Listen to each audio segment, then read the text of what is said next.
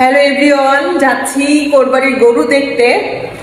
যদিও নিজেদের গরু না, আমরা কোরবানি দেই না, প্রায় 3-4 বছর হয়ে গেছে, টাকা পয়সা নাই।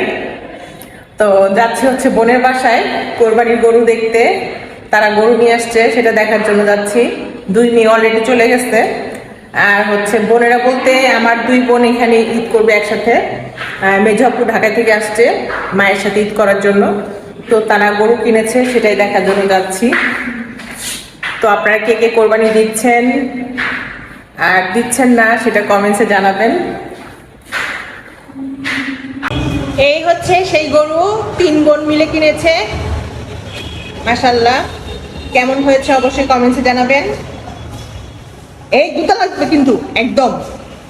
এই যে আসতেছে, ধরলো রিনিতা, ধরলো তোকে। এটাকে দেখার জন্য আসলাম।